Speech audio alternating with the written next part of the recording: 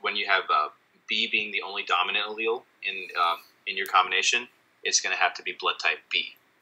Now it gets a little bit different here when you have IA and IB together, so this is a type of heterozygous, but it's still both with dominant traits or with dominant alleles. So here you actually have blood type AB. And then finally, when you have lowercase I, that's when you get the blood type O. And we're going to discuss that in a little bit more detail later on in the notes, so just keep it in mind. We'll come back to it. Now, homozygosity and heterozygosity. I kind of already talked about that earlier when we were talking about genotypes, but homozygous is when you have two alleles that are the same. So it's either two of the dominant alleles or two of the recessive alleles, whereas heterozygous is when you have two alleles that are very different. So a dominant allele and a recessive allele together. Next, is the concept of a wild type. That's another term. At first, the beginning part of these notes is just mostly definitions, but they're all, they're important, and you should definitely remember what these definitions are. And wild type, that's considered the normal allele, or the normal phenotype for that organism. And the wild type is usually the most prevalent. So whenever they say wild type, usually they're referring to a dominant trait. But that doesn't necessarily have to be true, but generally it is. When you have recessiveness, that's considered the weak allele, or the one that's going to be masked by a dominant allele, if a dominant allele happens to be present. So a recessive allele, it's only expressed if both copies are present. So only if you have a homozygous recessive.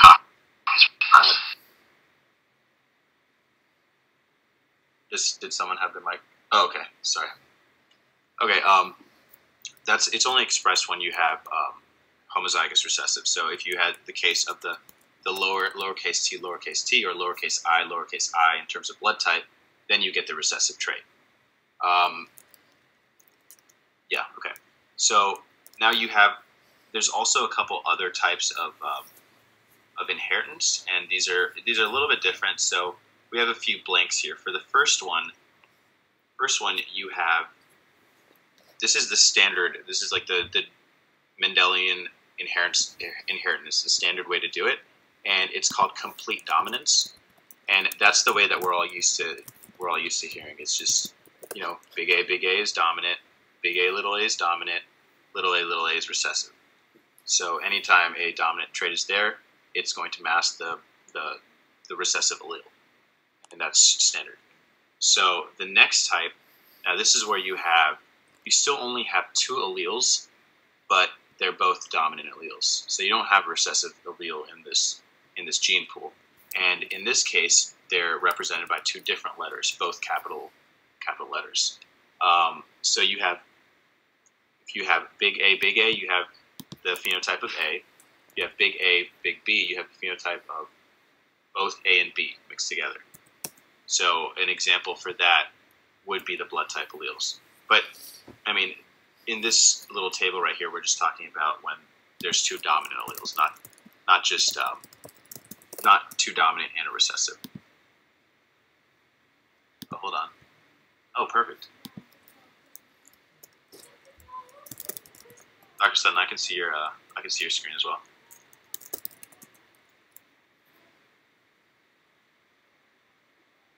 Okay, this is perfect.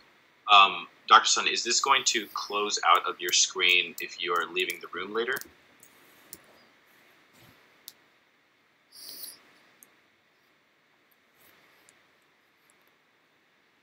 Please? Yeah, I can hear you. Hello? Yeah, okay. Can you hear me? Yeah, I can hear you. Can you control the screen? Yeah, I can control the screen. You can move it up and down? Yeah, I can. Can you move it? Because it doesn't look like you're moving. So you want me to do that right now? Sorry, 1 second. Yeah, I just want to see if you can. Yeah, okay. So you don't.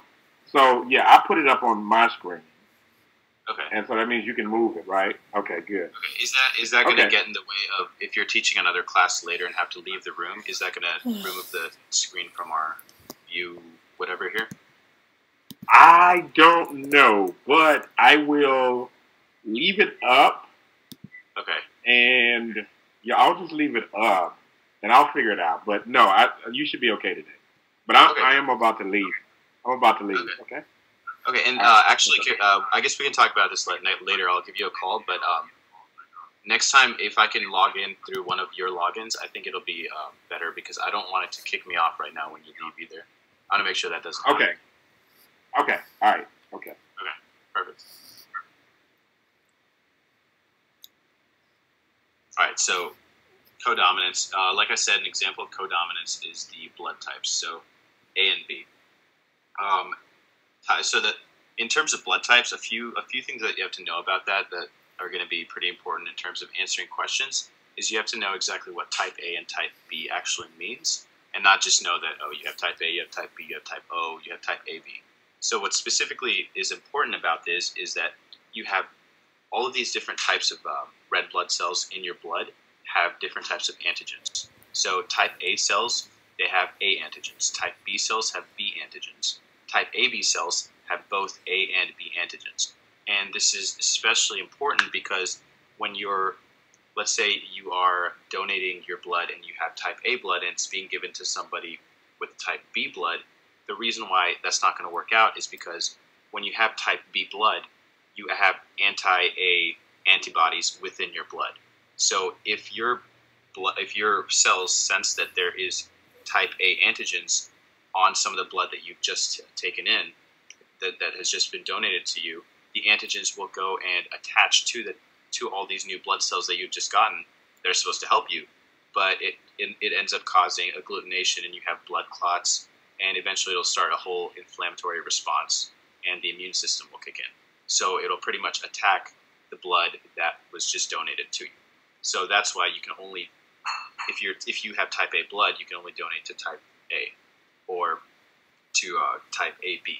So type AB, the blood cells there, they have both antigens, but they don't have any sort of antibodies against one of these antigens. So that's why type AB, it can actually receive blood from any of the other blood types. That's why type AB blood is actually, for people with type AB blood, they're called universal recipients. And with type O, it's a little bit different because their blood, it doesn't have any antigens on there. So you can give it to any other type of person because even though they have these anti-A or anti-B antibodies within their blood, since the type O blood cells don't have any antigens on them, they're not going to be attacked. So that's why type O is considered the universal donor. Does everyone understand that concept? Because that's a concept that it shows up in passages a lot. If anyone has any questions, go and raise your hand.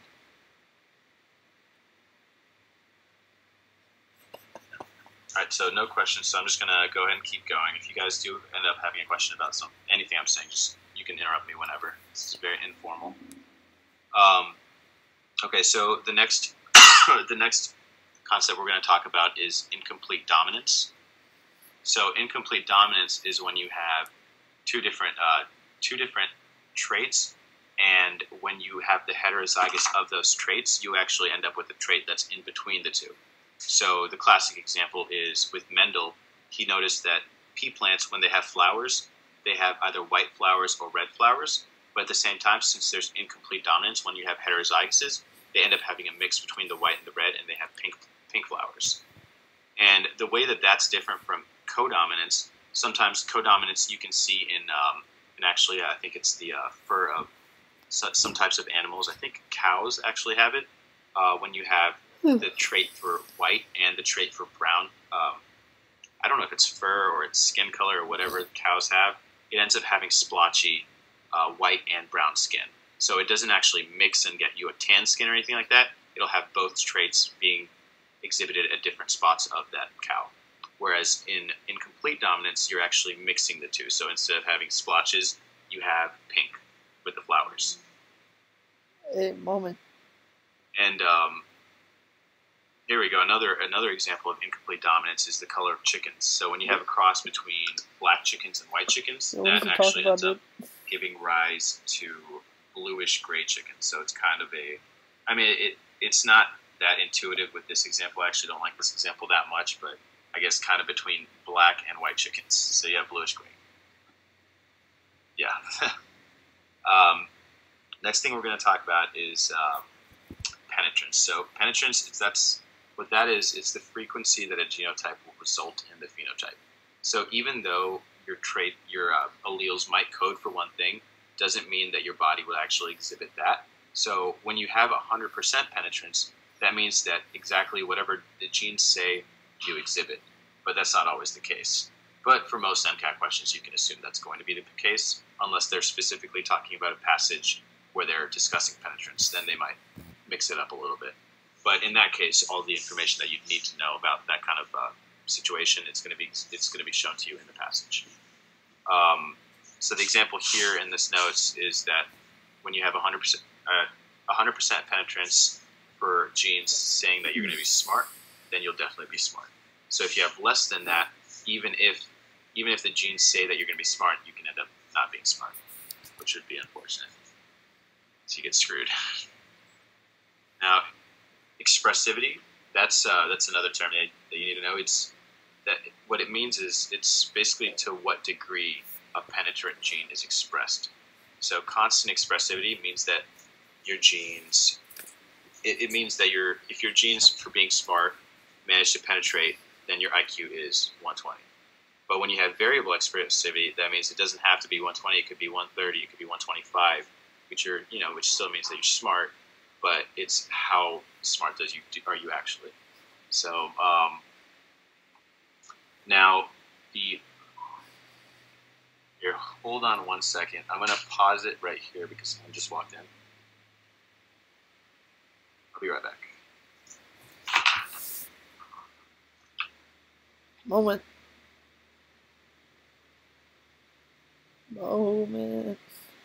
Yeah. Hello? So, how's it going, dude? Hello? Yo, I heard you did. Okay, do you? It's pretty good. Oh, man. What did you do, Danish? What did you do? Say what? What did you do this time? Sorry about that. Someone just walked in. My roommate. It's just someone just walked in. But okay, so now all of the alleles in a population, there's a term that kind of represents that. It's gene pool. So whenever they talk about gene pool, they're talking about every single individual allele in a population. And later we're going to talk about the whole Hardy-Weinberg equilibrium principle and the way that you Did can you learn actually these stuff in Hayduk's class or not? stuff dealing with the gene pool. So the amount of dominant trait, amount of dominant alleles, the amount of Hey, did you learn this stuff in alleles, Hayduk's class? and the probability that in that population, what's the probability of offspring being homozygous dominant or homozygous recessive. But before we get over there, we'll have to look at meiosis.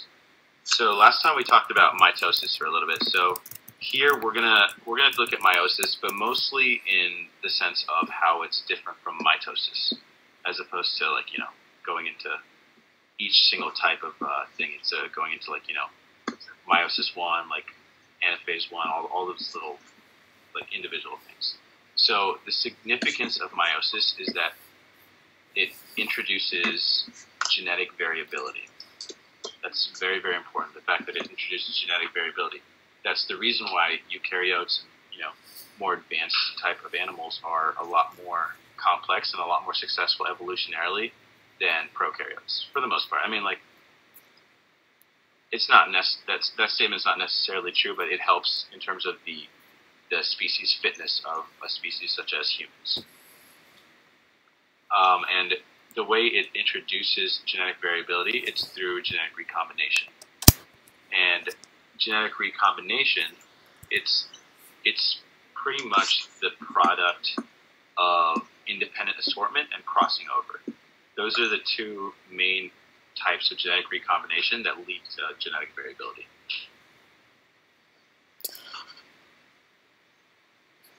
Dude, I hate genetics, man. Okay, so this table, I guess it didn't transcribe properly into the document, but this kind of details the differences between mitosis and meiosis. With mitosis, you don't have tetrads. Meiosis, you do have tetrads. What tetrads are is that's when two different homologous chromosomes pair together in the middle of the cell. So during metaphase 1, let me just say this first, during meiosis 1, you're not actually splitting apart chromosomes, you're just separating homologous chromosomes. Whereas, in mitosis, you're actually splitting apart the chromosomes. And that's a lot more similar to meiosis 2, which that's actually exactly what happens. You're separating the centromere and taking one copy of each chromosome to each side of the cell when it divides. So mitosis, no tetrads. Meiosis, you do have tetrad formation. And this is the part of meiosis where crossing over actually happens. And like we just said earlier, crossing over, the main result of that is genetic variability through genetic recombination. Next difference is that with mitosis, daughter cells are exactly identical to the parent cells. They have the exact same genetic material, whereas in meiosis, the daughter cells are going to be different from either one of the parent cells because you're getting apart from one. You're going to be first of all, you're going to have crossing over where things are going to be changing up, so you're not going to have the exact same stuff. And also with meiosis, you are essentially cutting the genetic information in half, and it's actually called reductive. Like one of the nicknames of meiosis, you should probably write it down. It's called reductive division because you're going from a diploid state to a haploid state. You're going from 2N to 1N, and I guess that's the next difference that I'm about to talk about. But because of that, it's not going to be the exact same as the parent cell because, in a situation where, let's say that every single trait that a parent cell has is homozygous, then you would have the exact same thing, even if there was crossing over, because you only have one type of allele for every single trait. But that's obviously not the case. So the daughter cells are going to be different from parent cells. I already talked about this just a second ago, but in mitosis, the daughter cells are going to be diploid. They're going to be having the exact same amount of genetic material as the parent cells. Whereas in meiosis, the daughter cells are going to be haploid. It's going to have exactly half the daughter cells. And again, obviously, this is not a steadfast rule because sometimes there are things that happen that cause daughter cells to end up being diploid in meiosis, but usually those lead to problems. Like one of the examples is Down syndrome, when it's also known as trisomy 21. Mama, what are you doing, dude? During the part where the homologous chromosomes are supposed to be separating, that doesn't actually happen, and you end up having an extra chromosome for one of the daughter cells, and so you don't exactly have an exact haploid daughter cell, but you're supposed to, so which is why it ends up leading to problems, a lot of different things. In mitosis, there's only one division, whereas in meiosis, there's two divisions. And in mitosis, there's two daughter cells, whereas in meiosis, there's either, in our body, meiosis occurs when you're creating gametes. So in males, you end up having four sperm cells, which is what you would expect from meiosis, whereas in females, you only have one egg, because 3 of the other resulting cells from meiosis in the female, they end up being polar bodies, which is pretty much non-functional cells, and they end up being tossed, pretty much thrown away, and they don't really lead to anything, I guess. Now we'll talk about the segregation of genes, because this is kind of the most important part of meiosis. The fact that you have, when you're segregating these genes, you have all these different things that happen, such as independent assortment, and that's like we said, that's the way that we introduce genetic variation into a population. So a cell has two copies of every somatic chromosome, one from the mother and one from the father, and these are known as the homologous chromosomes. Do you understand and what independent assortment does? It shuffles these chromosomes, and then it places only one of those into the gametes. This way, the gamete might have a chromosome 1 from the mother and chromosome 2 from the father, and then chromosome 3 from the father, and so forth. So you might have you end up having a combination of chromosomes from the mom and dad, essentially. So it's not even necessary that you get half. It's not necessary that you get exactly half from mom and dad, because the way that the chromosomes are actually separated, based on probability, you should be getting half from each, but you could end up having like one extra chromosome from the mom, or like a couple extra from the dad, or something like that. And specifically, the mechanism of independent assortment is also important. So we'll go over that. Basically, during the metaphase of meiosis, the homologous chromosomes, they pair up in the metaphase line, so right in the middle, but in a random orientation. So sometimes the mom's chromosome is on the left, sometimes it's on the right. During anaphase 1 of meiosis, the homologous chromosomes are then pulled apart. So the ones that are on the left will be put into one daughter cell, and the ones that are on the right side will be put into another one. Another thing that happens during meiosis is linkage. So because of independent assortment, genes on different chromosomes are randomized. But, however, genes on the same chromosome cannot be randomized by this mechanism. So because they can't be randomized, they're going to be linked, essentially. So, the degree of linkage, it actually depends on exactly where these traits are going to be on that chromosome. So two traits that are like just based on their locus on that gene, if they're super close together, they're more likely to be linked. Or, it's harder for you to separate those two traits. So it doesn't even have to be traits that are actually related to each other. Usually it's traits that have almost nothing to do with each other. So, I can't really come up with the exact example off the top of my head, but we can just say, let's say eye color could be linked to something like, I don't know, like skin color, or like something like height, or, even something within your metabolism or something like that. So, the point I'm trying to make is, these traits don't actually have to be related. It doesn't have to be like, oh, eye color and eye size. It doesn't have to be like that. It could be any traits in your body. And because they could be anywhere on those chromosomes. Crossing over, it actually reduces linkage because you're going to be taking a part from one chromosome and attaching it to a different one. So it's also only efficient when they're physically apart from each other on that chromosome. Because if the different genes, if they're closer on the chromosome, it only makes sense that it's less likely that they're going to be the parts that are crossed over, because you have less space there between them. So if there's a lot more space in between them, the crossing over could happen and they could be separated. Does that make sense? I don't know if that's a really that good of an explanation, but I wasn't even listening. Let me know if you guys understand that.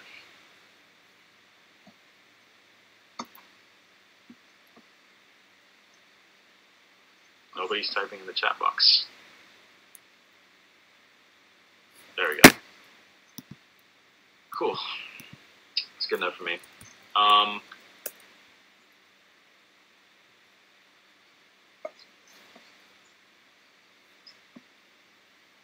just waiting to see what you're typing. Okay. Alright, so we went over all that. Let's go into recombination. Recombination, or genetic recombination, that's another process that introduces genetic diversity into gametes during meiosis. So there's two different processes that make up recombination, both of which we touched upon a little bit. Crossing over, I guess we went into a little bit more detail, but the other one is independent assortment. But let's talk about crossing over a little bit more first. So it occurs specifically in the phase of prophase 1, which is a part of meiosis 1. And the site of the crossover, it's called chiasma. And the chiasma, it's made possible because of pairing the homologous chromosomes into that tetrad. So, and that forms by a process of synapsis. These are terms that, not super important. Remember that chiasma is where crossing over occurs, but the actual, the term synapsis, that's not something that I've ever seen on the MCAT, but it's for your own knowledge, I guess. So you can have multiple types of crossovers. I'm actually going to skip this part because it's, again, I think I just put them in this notes. It's a little bit too detailed, and you're not actually going to have to know anything about double crossovers. I've never seen double crossovers on any practice test I've ever taken. But just, try to understand the single crossovers at least. The single crossovers, you're basically exchanging alleles at a given locus. So that's like the standard whatever you see in your textbooks. Let me draw a little picture on this Just kind of so you can see it physically.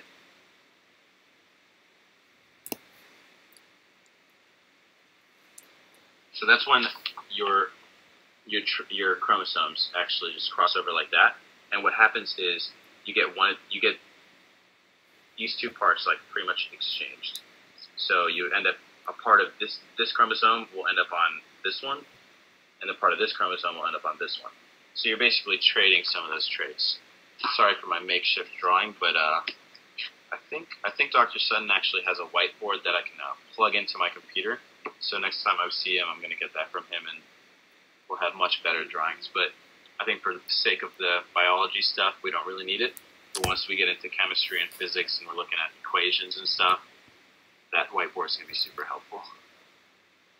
Okay, so another way that we have inheritance is also sex-linked inheritance. So these are specifically with the sex-linked characteristics.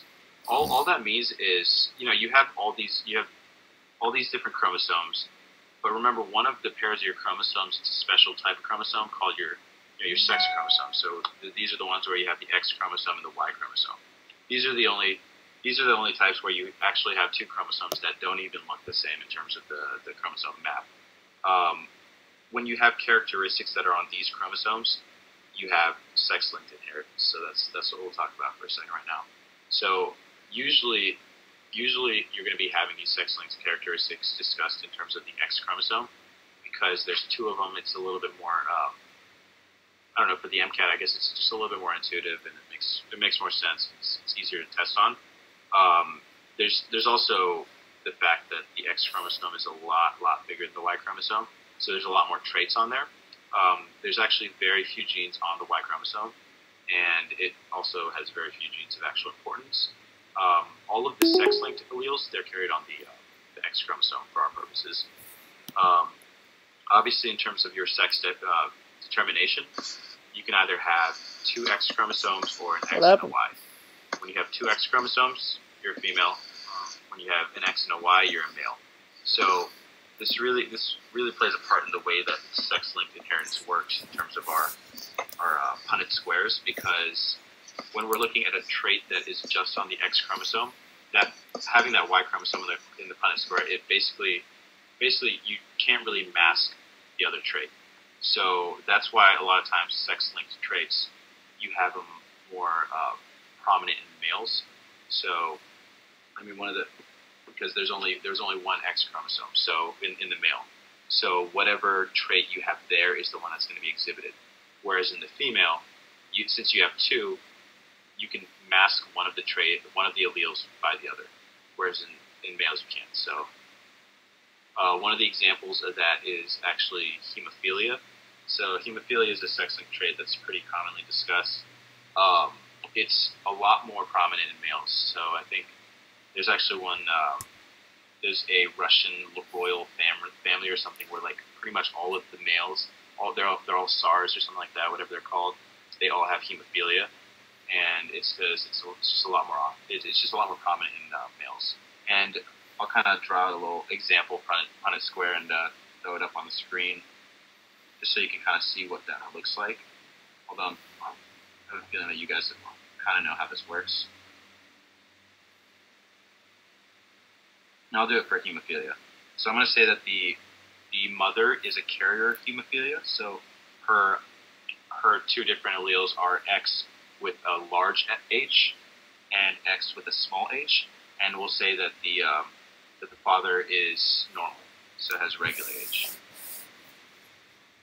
I'm going to draw out the Punnett score for you guys. Moment.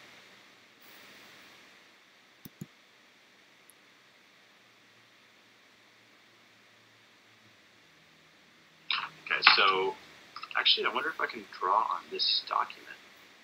Moment. I think I can. Oh, but this mouse is really bad. I'm just going to show you what I drew right here. Okay, so screen. Okay, so here you have a father that is normal, so it has a dominant trait for hemophilia. Hemophilia is a sex-linked recessive disorder. So if you have X with and it's linked on the X chromosome. So if you have X with the little h, that means that's an allele that represents hemophilia. So you can see here that neither of these parents actually have hemophilia. The top one is not even a carrier because a male can't be a carrier. It's either you're affected or you're not affected. The female is a carrier. So in terms of the offspring, you can see obviously there's a 50% chance you have a daughter, a 50% chance you have a son. With the daughter, there's a 0% chance that the daughter's going to have hemophilia because you can see the top daughter in that Punnett square is homozygous dominant, so she doesn't even carry the trait, the allele. The one on the bottom is heterozygous, so you have a dominant allele and a recessive allele. So the trait that's going to be expressed is the dominant one, which is normal. And then, but if you look at the male, you can see that there's actually a 50% chance that that male has hemophilia because there's nothing masking it. So the bottom corner right there, you have X with a little HY, so that male will have hemophilia, whereas the one at the top is normal.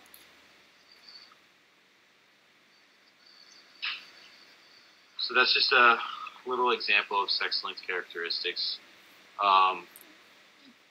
Another thing that has to do with sex-linked characteristics is cytoplasmic inheritance, and this is basically inheritance of things other than the genomic DNA. Because you guys know that mitochondria also have DNA, and specifically the mitochondria, it's inherited from the mother. So any sort of traits that might be coded for in the mitochondrial DNA, you're going to be getting from your mother. So I'm actually not sure if I know that baldness is a trait that is only. Oops. Here we go. Baldness is a trait that's I guess passed down from the mother's side of the family to the sons. So I'm actually not 100% sure if it's on the mitochondrial DNA, but I wouldn't be surprised if it was. Yeah, don't write that down though, because I'm really not sure. It might just be on the X chromosome. I'll look that up and we'll see later. Okay, so now we also have now we're going to talk about mutations. Okay, so let me hold on one second. Okay, so all a mutation is the change in the DNA sequence by means other than recombination. So you have mutations that happen because of all kinds of different things. You just have random mutations that happen just from like bases being moved around. You have mutations that occur because your DNA polymerase just messes up, which actually happens a lot. There's a lot of mechanisms that are in place in your body to go back and fix these. You have a few different types of DNA polymerase that cause when you're replicating the DNA that they're all doing different roles, and one of the types actually goes back through and tries to fix the mutations, but obviously sometimes it still makes mistakes and you end up having random mutations. You can also have mutations due to chemicals. For example, asbestos causes mutations. Nicotine in smoke causes mutations. So that's one of the reasons why smoking causes cancer, because that nicotine actually causes a mutation in your cells to make those cells want to keep dividing. So whenever you have, in your cell cycle, you have the G0 phase. That's we talked about that on Thursday, and that's the phase that your cell goes to when it's supposed to stop dividing, or when it's not supposed to divide, or when it doesn't have room to divide. But in terms of a cell where you have a mutation that causes cancer, it no longer has the ability to go into that G0 phase. So it just continues to divide and divide and divide, and you end up having tumors and cancer. So that's just an example of a mutation due to a chemical source. The different types of mutations, you have random mutations. These are just random changes in the DNA that can be due to radiation, chemicals, or replication error, the ones that I just mentioned. You have translational errors. These are what happen during translation. So even if the DNA for a gene is perfect, errors can happen during translation that cause the expression of a mutant phenotype. you have transcription error. So even if the DNA of a gene is perfect, errors during transcription can cause expression of a mutant phenotype. So yeah, so translational error mutation happens during translation. Transcriptional error mutation happens during transcription. And then you also have base substitution. So this is just when your DNA polymerase accidentally puts in a different base where it's supposed to have A, T, G, or C. And it's not just the DNA polymerase. Base substitutions can happen in other ways as well. So, all right, we have a few blanks here. So I'm gonna have you guys fill these in. So the first one is a stretch of DNA. It breaks off and it reattaches in the opposite direction. So does anyone know what that type of mutation is called? So, hey, isn't that type into the chat box. Hey, isn't that genotype? Oh, search of DNA. Hold on. Alright, well, I guess I'll just tell you guys, it's called inversion. So that stretch of DNA is being inverted. Oh. So that's when you have... I'm so glad they answered that. If you have...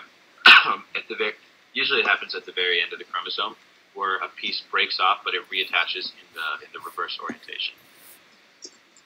So the second one, it's another name for it is called insertion, but that's not the one that, that's not the most common name. In this one, an extra base is added or inserted into the DNA sequence. Does anyone know what this one's called? One moment. Show me what you got. You already took physics or genetics. Yeah, so it's called addition. The next one, I guess I'll just go ahead and tell y'all. The next one, when a base is taken out of the DNA sequence, it's called a deletion. So, you're deleting a part of that genetic material.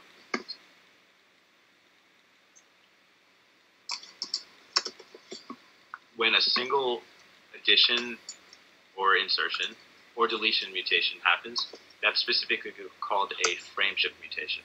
So this is kind of like an umbrella term.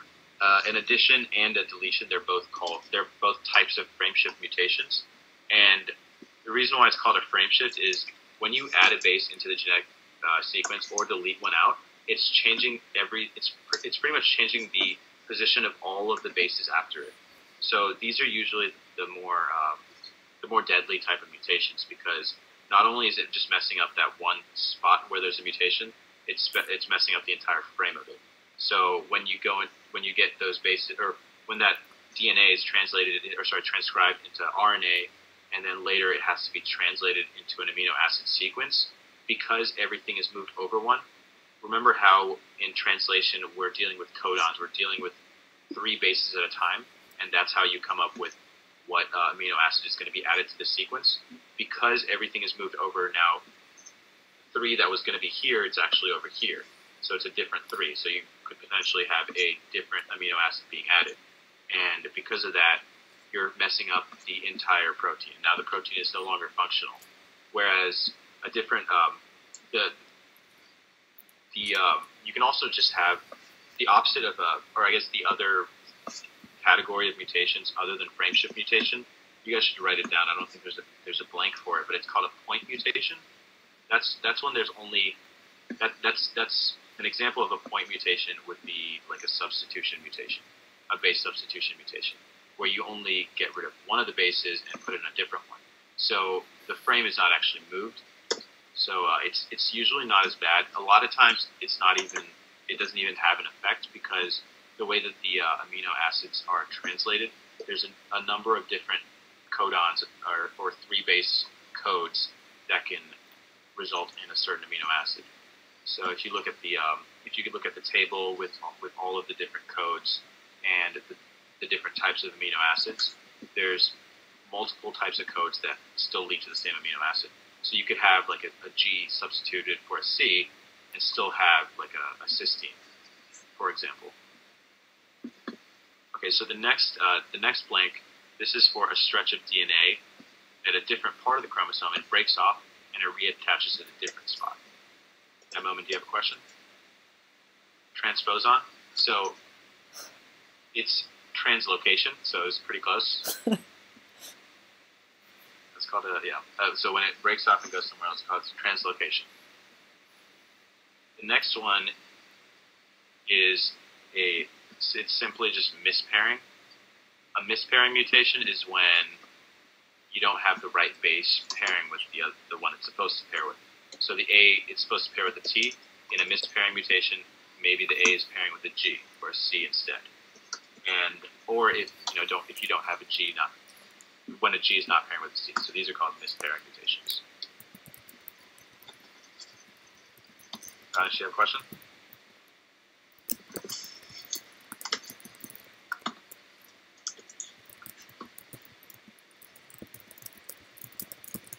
Yeah, it's when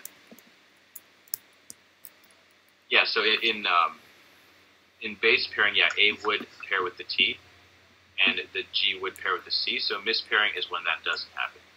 So instead of A pairing with a T, it's pairing with a G or a C.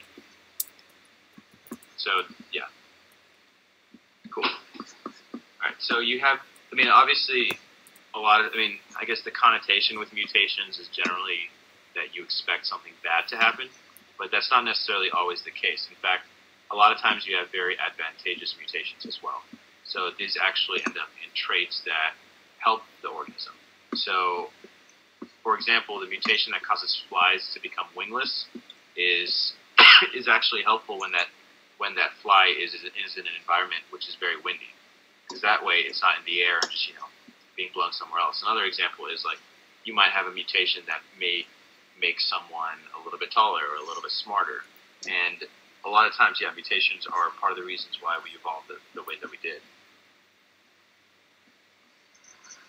And, for all those advantageous mutations, you also have the deleterious mutations as well. And all that means is that they result in a harmful effect to the fitness of that organism.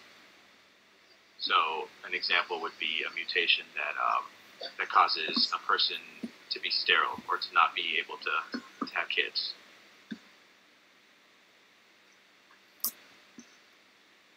So another example of a disease that's caused by a mutation is PKU, or phenylketonuria, and that's caused by an inborn error of metabolism, where people aren't able to metabolize the base, I think it's an amino acid actually, the phenylalanine, and with PKU there's actually no cure, and but you can still, these people can be treated to avoid eating anything that has phenylalanine. We talked about mutagens being, so a mutagen is anything that causes a mutation.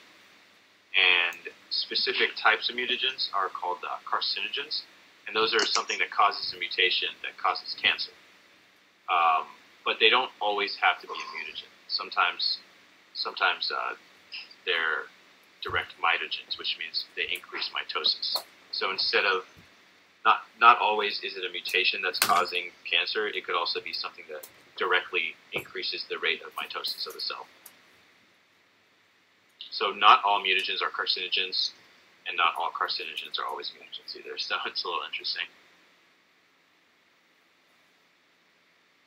Okay, so it's 7 o'clock.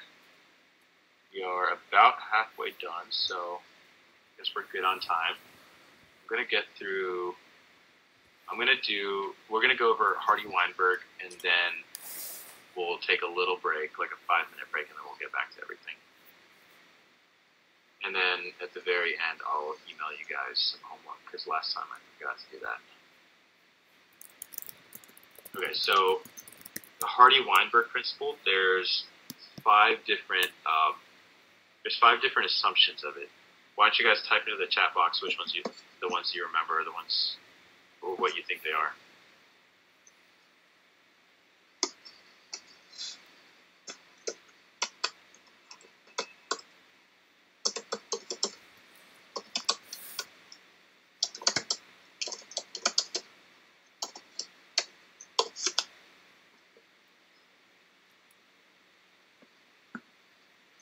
Yeah, so far you guys are all right. That's 3 of them.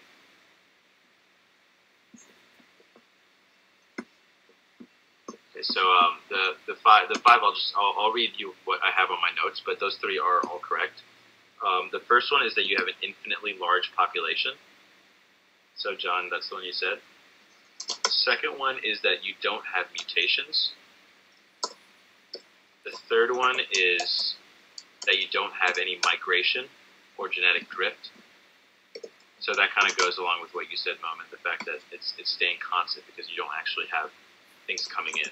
There's no genes coming into the gene pool from other places. You have the next one is random mating. And the final one is no natural selection, which is what you said, embryo. Yeah, Moment, you have a question?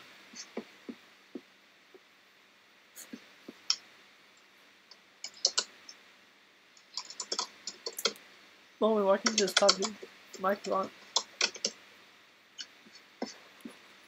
Yeah, the first one was infinitely large population. Let me repeat those so you guys can make sure you wrote them down.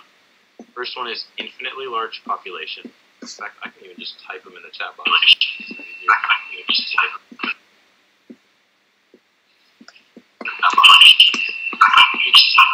you turn your mic on? Can you put your mic on mute, Moment?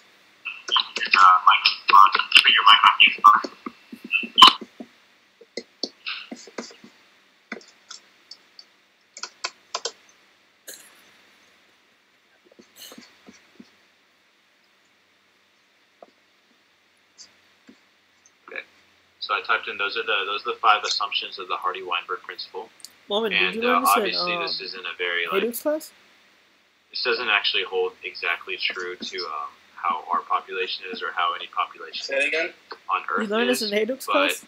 in an ideal world, these equations would Yeah, the guy was an item plus. be able to, I guess, predict the probabilities of the different, the way that the different dominant and recessive genes are, I guess, passed down. So these two equations are, these are basically, I think there are two of the there's very few equations that you need to know for the biology questions on the MCAT, but these two are two of those. First one is that P plus Q equals 1, and right on the side of the note somewhere that P represents all of the dominant alleles, and Q represents the recessive alleles. So, like, for example, if there was, like, let's say 60% dominant alleles in the population, there would be obviously 40% recessive alleles. So you would put 0.6 for the P and 0.4 for the Q. So we'll just keep going with that example of 60. We'll say P equals 0.6, Q equals 0.4. So I'm just going to do all the other calculations and throw it on the screen. So your next equation is derived from P plus Q squared, so all of that in parentheses squared equals 1. So when you calculate that out,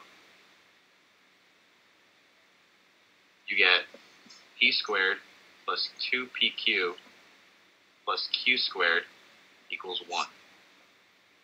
So I'm going to write all this stuff down for a sec.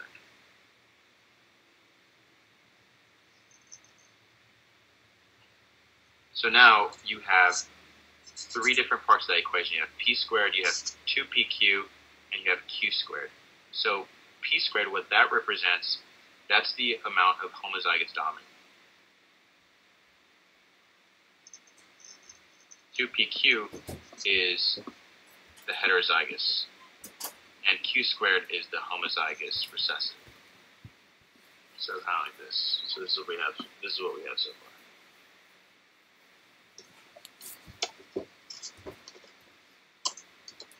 So based on the numbers that we put right there, we can actually calculate the amount of homozygous dominant, the heterozygous, and the homozygous recessive in the population. So P squared would be 0.6 squared. So the P squared value would be 0.36. So that's telling you that 36% of the individuals in that population should be homozygous dominant. 2PQ, that would be 2 times 0.6 times 0.4. So that would be 0.48. I'll even write those down. So P squared equals 0.6 squared equals 0.36. 2PQ equals 2 times 0.6 times 0.4 equals 0.48. And Q squared equals 0.4 squared equals 0.24.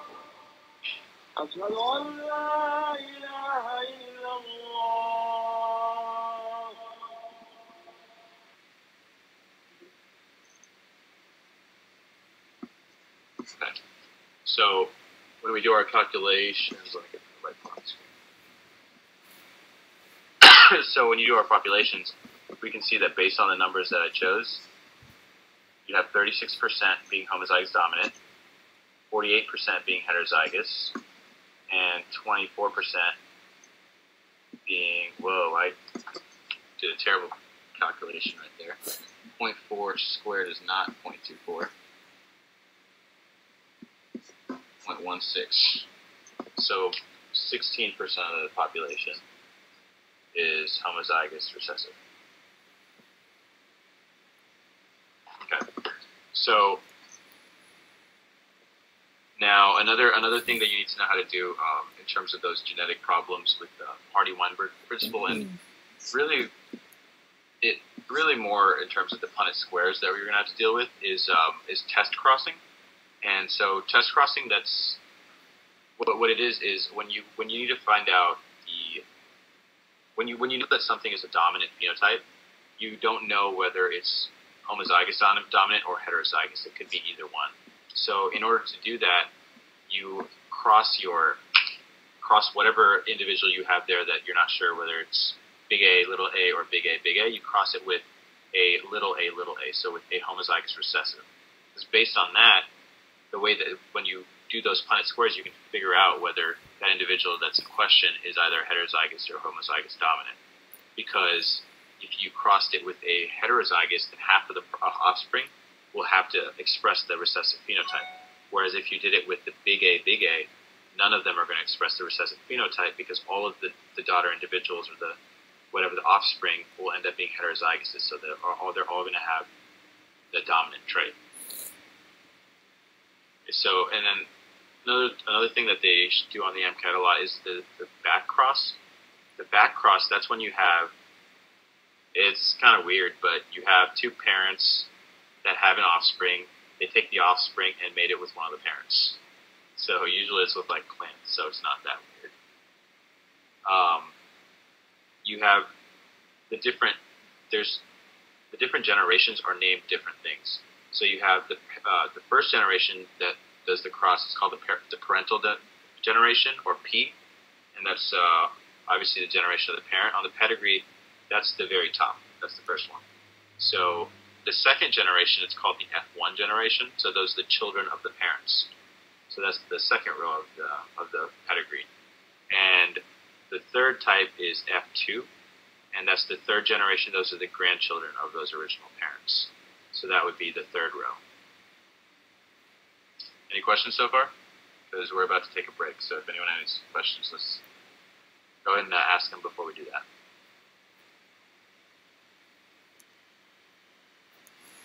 Okay, cool.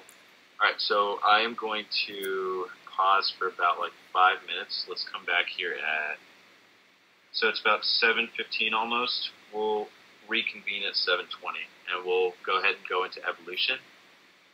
It's a little bit, I think slightly less material. It's a little bit less than what we've already done, so we should be able to get through it pretty quickly. All right, I'm going to mute my mic and be back at 7:20.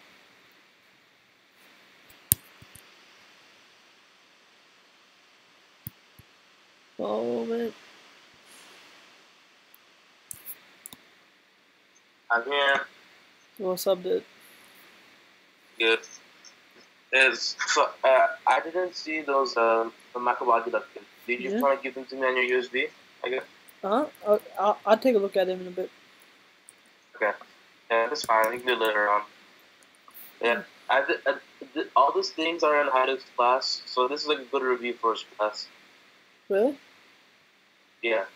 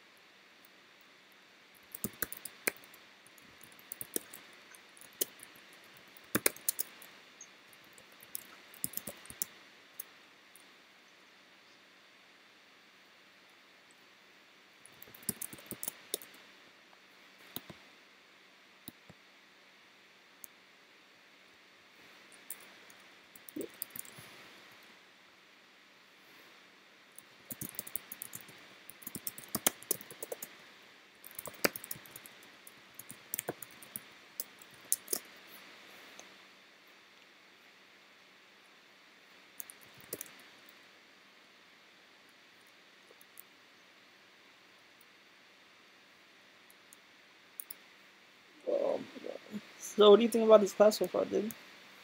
Dude, Sun's lecture was so much better, dude. Moment. Dang it, are you kidding me?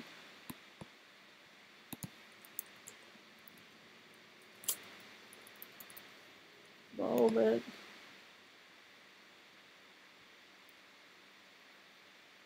Hello?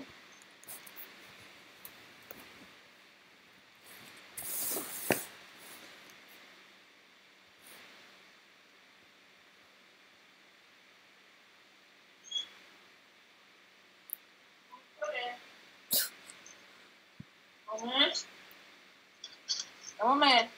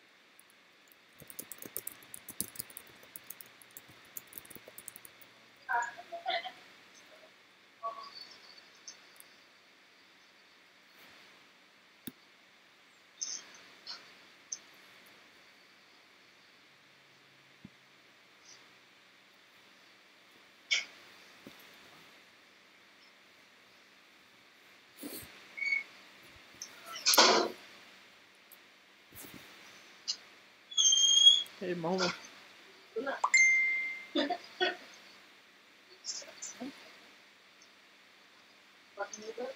Yes.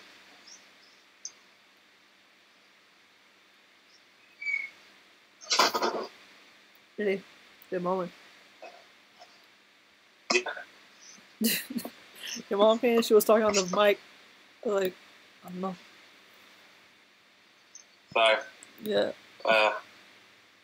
And the duty call. Nature call. Nature call.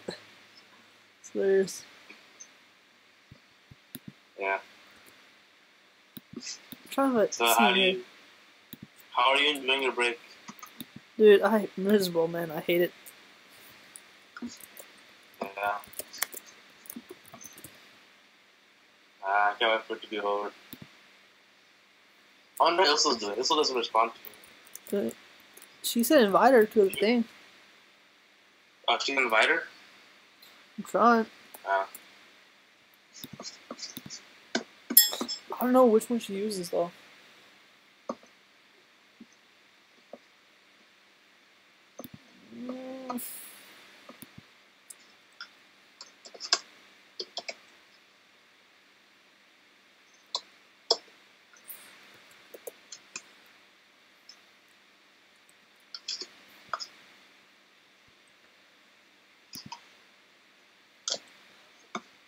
So you like my crib? You like my blooms? Yeah, you jealous? Yeah. Mm. What are you eating, dude? Apple. The what? Apple. Well, you wish you had hair like me, right?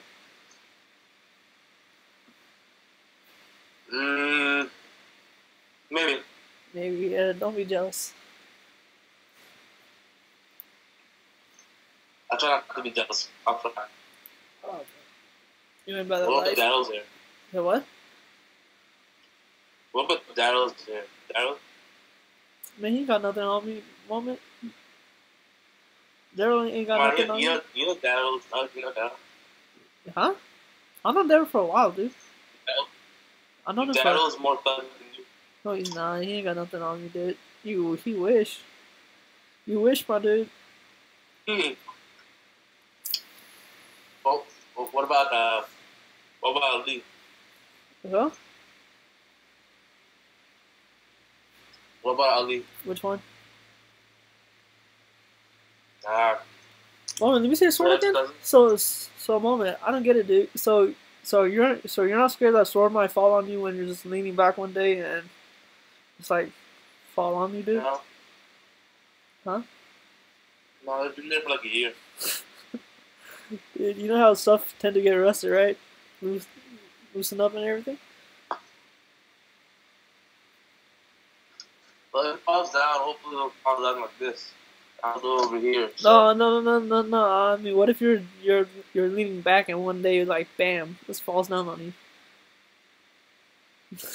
I don't plan to lean back. Huh? I ain't gonna lean back. Hey, moment. Hey, moment. Go mess with John. Go mess with John. Ask him what's up. Yeah. Oh, seriously, dude. Who? Ask who what's up? Huh? Just talk to me. What she said? Just talk to me. I know. She said, hey.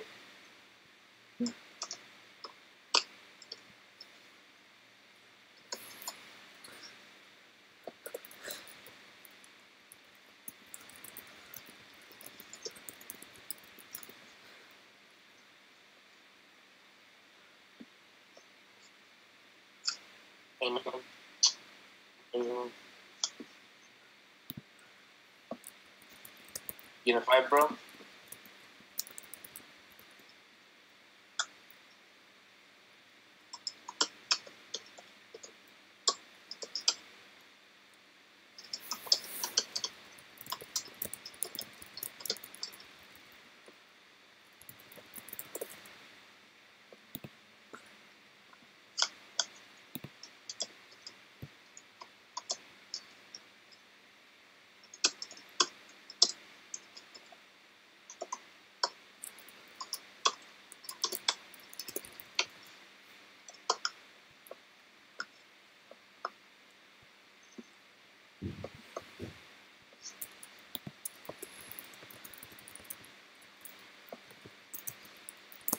I'll be back.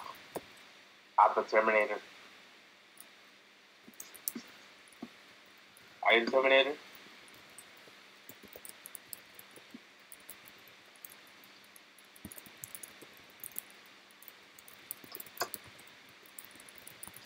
Sit down.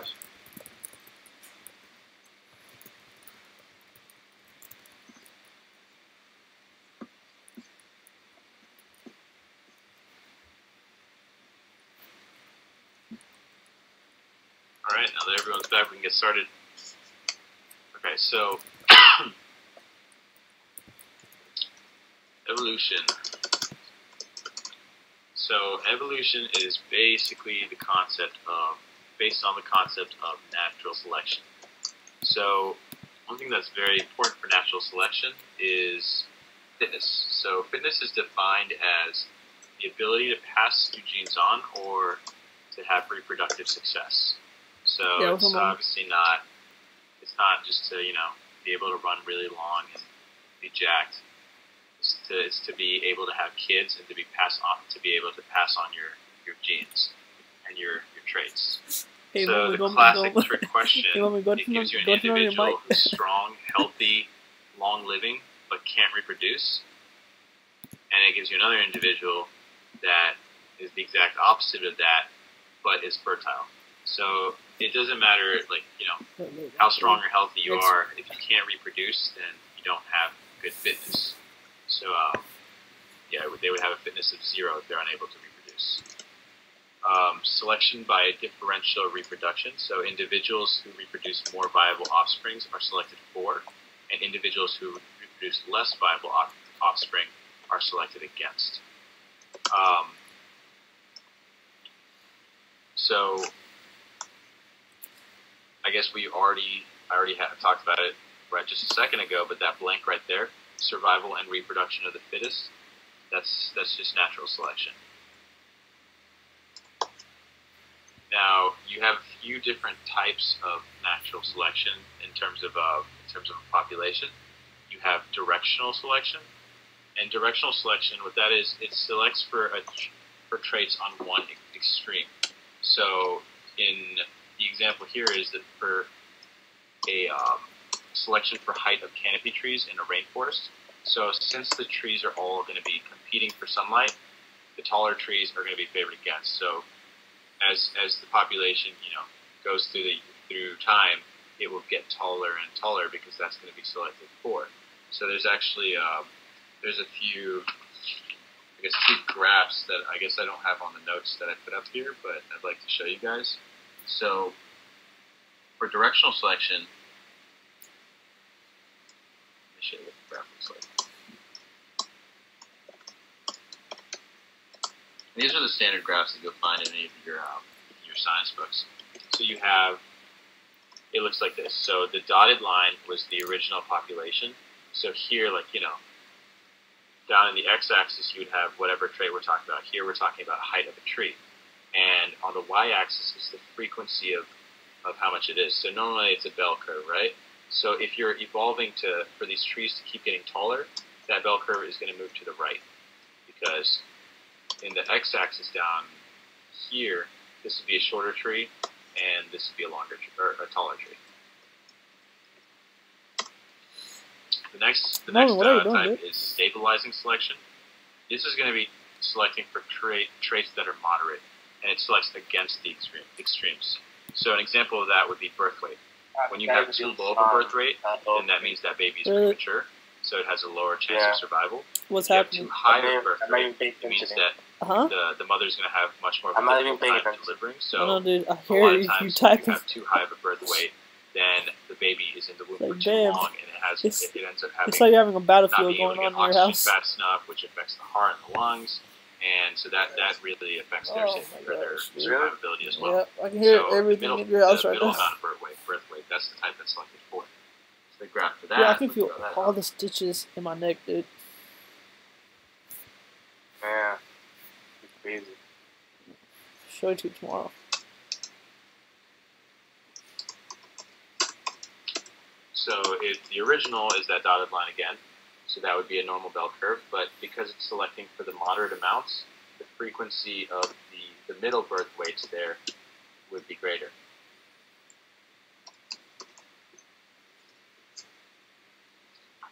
Okay, so the next type is disruptive selection. So this one's a little bit different. It's the exact opposite of stabilizing selection. In this one, you're going to be selecting for the different types of extremes. So a lot of times, actually, disruptive selection, it's a type of I guess phenomenon that ends up in speciation. You actually have species that end up diverging. So here, the example is birds that occupy a habitat with two different niches. So if one of the types of birds is going to be eating berries for a living, in the environment, you can either have berries or you can have seeds in terms of food for those birds. So small beaks, they're going to be selected for eating the berries, but the large beaks are going to be selected for cracking the seeds. So the ones that are in the middle, they're not going to be good at getting berries or seeds, so they end up being selected against. So the way that graph works is.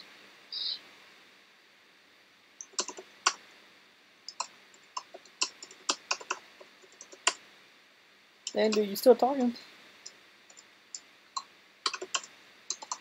Yeah. So you have What's going down? the original bell curve. I kind of Been talking about messed classes? that up a little bit. It should be right in the middle. And since the middle part is selected against, the frequency of the two extremes is going to go up. You're going to have a little dip right there where the moderate trait would be. This dominant class. What?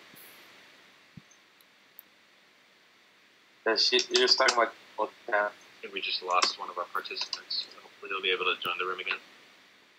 What did we lose? Oh, we lost that chick. Yeah, I think it was Ambria.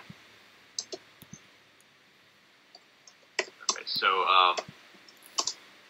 next we have group selection. So that's what goes in that blank right there. Group selection is natural selection acting on the group, not the individual. So the concept of group selection, that's why altruism exists. Altruism, what that is when you're basically doing what's best for the most amount of people.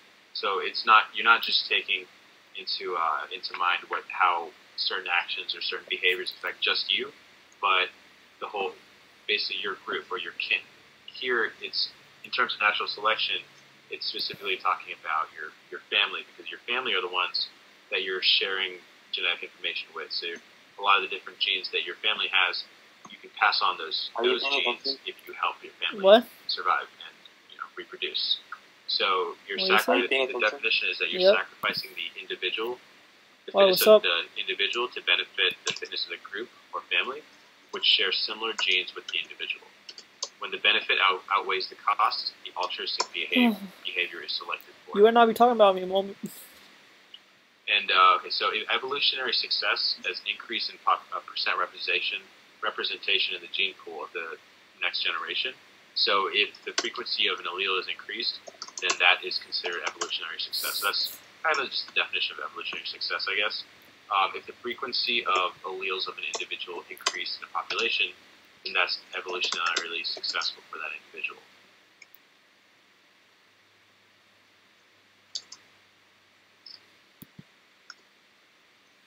Okay, so now speciation.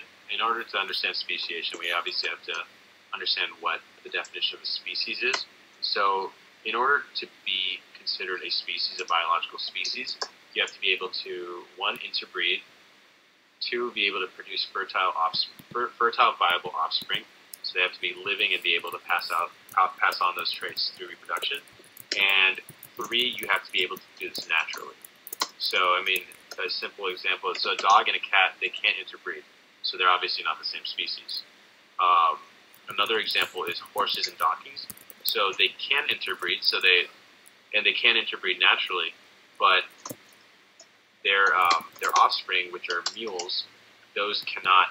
They're sterile, so they can't reproduce. So a horse and a donkey are still considered two separate species. They're not the same. They're not the same type of species. Some species of flowers can cross-pollinate to produce fertile offspring, but it doesn't actually ever occur in nature because one is bee-pollinated and the other one's bird-pollinated. So they're still considered different species, even though they. Hey, so meet how is the this going to be on first MCAT, man? like I guess requirements. Like, do we just have to know the definitions? So speciation, the formal definition is it's the formation of Yeah, species. because these are like all definitions. Maybe like Pretty simple. No, because these And are like it can all occur definitions. due to barriers and successful interbreeding within an initial species. Hey, can we have 3 people chat So on whenever here? there's Like you, me, something and Ilsa? stopping them On from Google, breeding we and making can't. offspring, Tell her to join a Google. lot of times the species ends up diverging into 2 different types. Tell her to join the Google Hangout.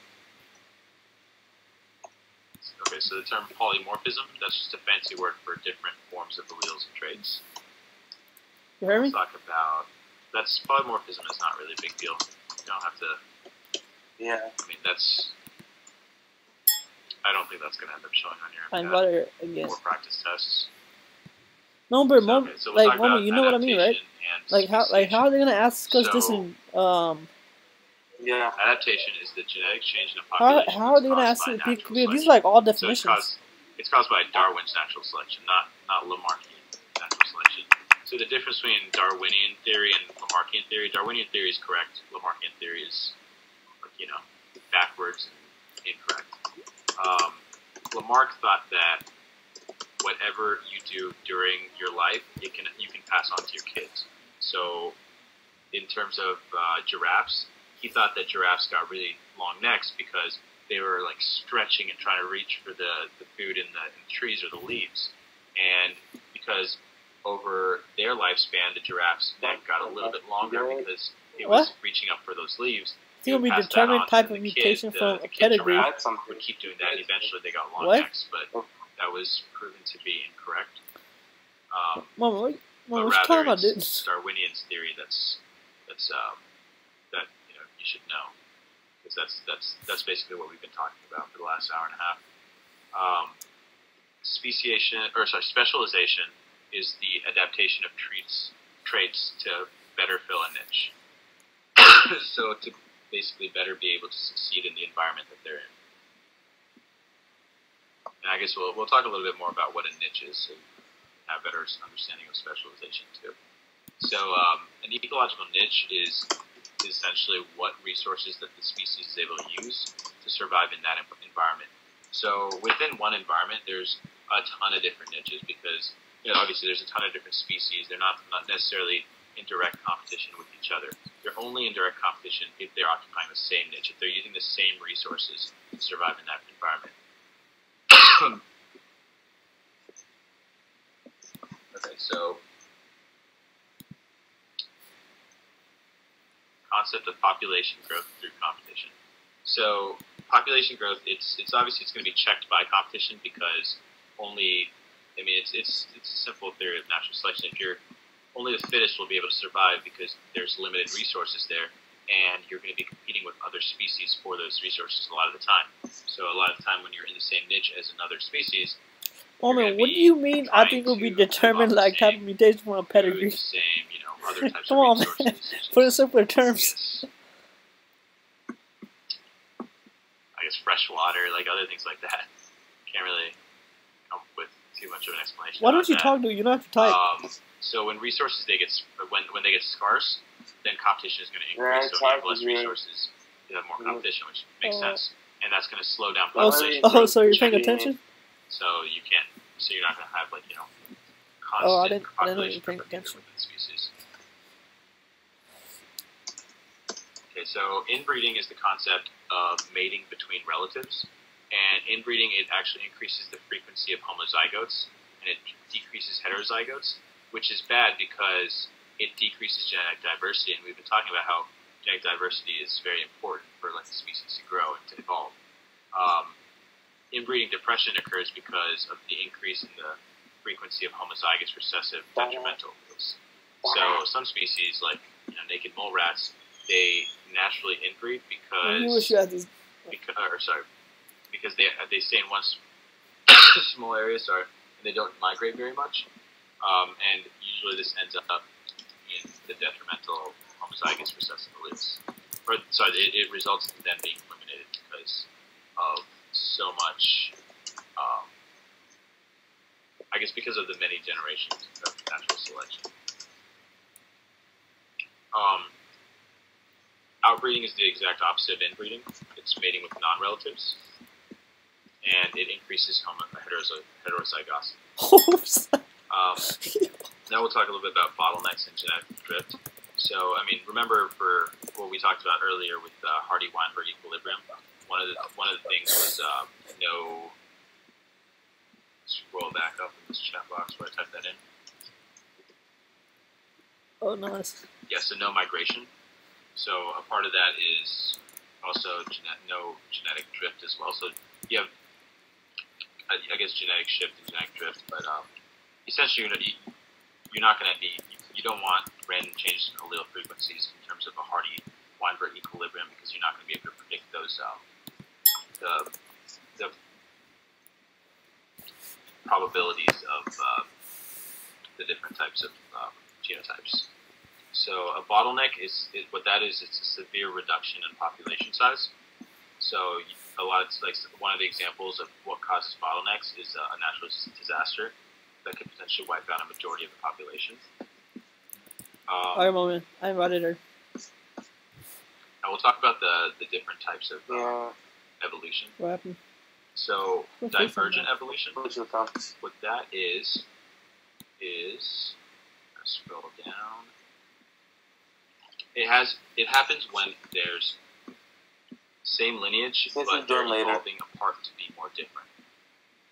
So the word that goes in that blank is just they're becoming more different. So one example is bats and horses. So they both share the same lineage as mammals. So bats and horses are both mammals. So obviously, way back in the day, there was a species that diverged, and eventually, over time, one of them became bats, one of them became horses. So the limb of the bat, it became wings, whereas the limb of the horse became hooves. And the way, the simple image of divergent evolution just looks like this. Just whatever you would expect. So you have a species that was one, and it eventually became two. So it's like that. Divergent evolution, it produces homologous structures. She's not even so those are structures that were originally at one point one thing, but they both evolved differently and eventually serve two different purposes now. Okay, so now parallel evolution. That means that you have the same lineage, and they evolve closer together to be similar using similar mechanisms. So parallel evolution actually is, you don't have to remember that one because that one is not going to be covered on the MCAT, but you do have to know convergent evolution. That's when you have different evolutions, different lineages evolving closer together to be more similar using different mechanisms. So an example of that is bats and butterflies, where you could just say bats and birds. What's the They both have very similar functions in that they can both fly, so they both have wings, but they both got those wings in very different ways. So they produce analogous structures. That's what that's called. So the way that image looks is kind of like this. So now they're occupying almost like similar niches because they're starting at different places, but growing closer together. That doesn't mean that they're going to become one species soon or whatever, but it just means that they kind of occupy a similar niche now, but through different mechanisms.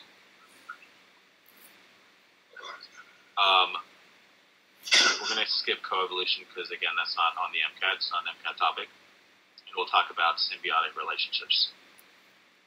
Okay, so does anyone... Yo, what's up, Danish?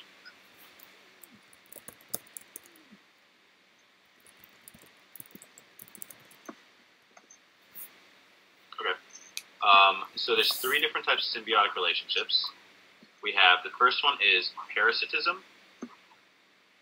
So parasitism is when one of the species, it benefits while the other one is harmed. So an example would be a worm living inside an animal intestine. Or, something that we talked about the other day, a virus. It takes over a host cell. So the host cell is being harmed. So the human, for example, is being harmed, but the virus is flourishing. So that's an example of parasitism. Second type is commensalism. COMMENSALISM. That's where one benefits and the other one it's not affected at all. So one example is plant seeds are dispersed by sticking to animal fur. So the plants are getting the benefit, the animals doesn't really matter to them. And the final one is called mutualism. This is the one where both species benefit. So here's the example here is so lichens are made from mutual relationship between fungi and algae. The fungus provides an anchor or absorption, and the algae provides photosynthesis. So they both benefit. You're almost done. Okay, relationship between ontogeny and phylogeny. Yeah, Melvin, you have a question? Oh, the last one is mutualism.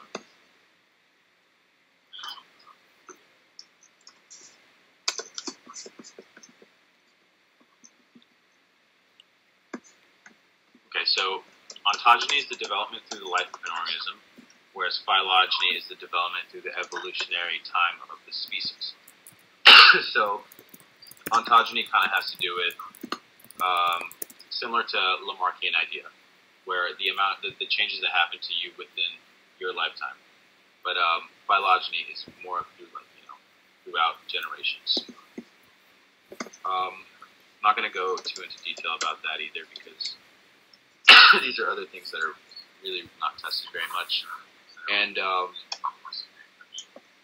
origin of life is again not tested very much. So this is pretty much this last page is just stuff that you should read through and have a little bit of background on, but it's not going to really be tested very much. You might actually you're probably more likely to be tested on the origin of life within the verbal passages than within the actual science passages, because sometimes they like to talk about that concept because it's just controversial and there's a lot of different opinions on there and there's a lot of literature on that. So, okay, so that pretty much concludes our class for today. Genetics and evolution. Danish, what was your question that you were going to ask?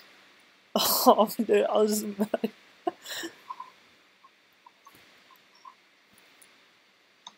Alright, nothing, but I'll go ahead and send you guys an email with the homework for tonight. Let me make sure. Okay, so I have everyone's email, so I can do that. Yeah, you guys go ahead and type and ask the questions. Are you always going to get a handout like this one?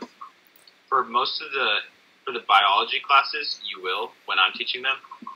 So Dr. Sutton, he wants to teach. I think it was endocrine, circulatory, and let me see what he said.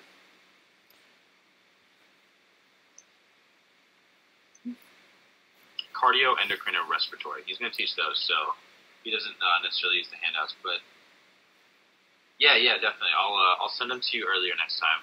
So for your class on Tuesday, I'll try and send them to Tuesday morning. And tonight I'll send you the email with the homework, and we'll go over that tomorrow in next time's class.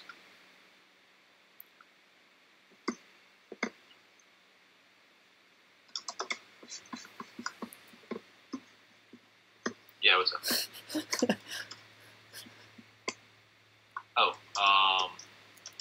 Let me see. Let me scroll up.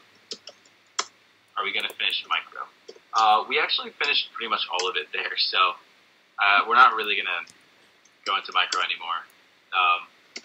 I actually do have some notes on micro, so I guess I could send you guys that as well. You can just look at it. What's natural selection on individual selection on an individual again? Natural selection on... Wait, I don't exactly understand that question. Why? Natural selection is just the more competitive. What? Sorry, the opposite. Still a little confused about your question.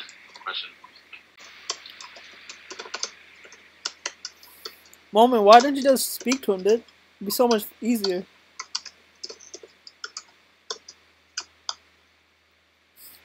Natural selection on a group, not an individual. Oh, okay. So natural selection on a group, that's just the whole concept of like cooperative behavior and altruism. So that's just the fact that you're helping other individuals that share a lot of your genetic information, such as your family, so that they can continue to reproduce and have kids, and their traits will be passed on. And since a lot of their traits are very similar to yours, your genes are being passed on as well. So that's the whole concept of group selection. Does that make sense?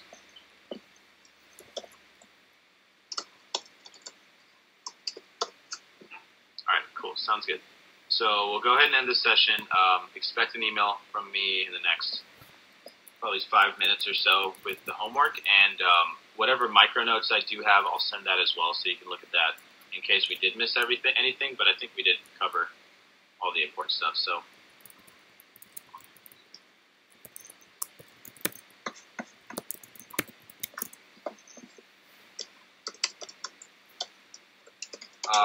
next meeting, let me see, he sent us the syllabus. Let me just check the schedule.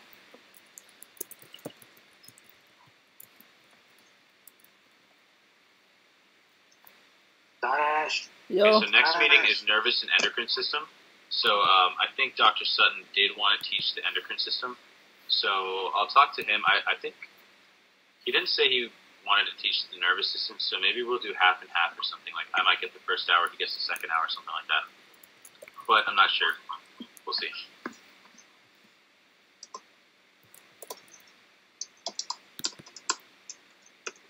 Yeah, alright. I will see you guys next time.